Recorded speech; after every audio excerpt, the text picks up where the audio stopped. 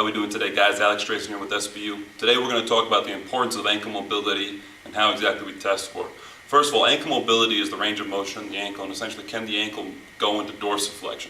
Dorsiflexion is when your toe comes back towards your knee. This is an incredibly important position. Every time we jump, every time we run, every time we cut, our ankle has to go into dorsiflexion.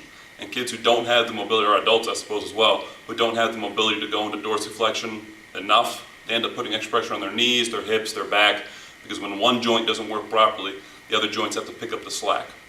Not having good ankle mobility is essentially having a car without a good suspension. Something else, the frame of the car is going to have to pick up the residual effects from every bump, from every bruise, from every turn.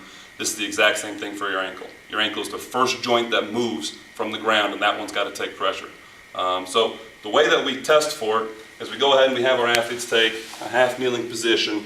We put a pole about 4 inches in front of their knee, and what we basically want to see is, can the knee go out far in front of the toe without the heel coming off the ground? That's going to give us dorsiflexion. So we're going to ask them to stay nice and tall, shoulders back, good posture, forwards, and we're going to try to get that knee as close to the pole as we can without that heel coming off. Okay? Essentially, they should get about 4 or 5 inches of clearance. If the kid gets a little less than that, if they get past the toe, they're functional. If they can't reach the toe, they're really in a position where they're going to hurt themselves, or they're putting themselves at a very high risk for injury.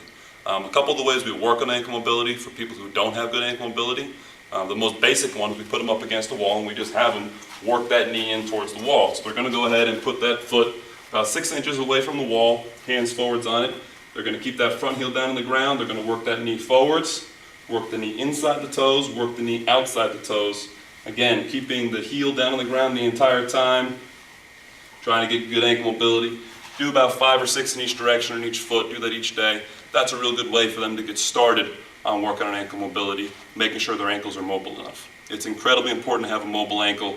It's something that gets left out of most programs. You see a lot of kids who don't have good ankle mobility also have bad squat patterns, which again affects how you run, affects how you jump, affects how you land, and leaves you at a higher risk of injury, not necessarily in the ankle, but in the knees, the hips, and the low back.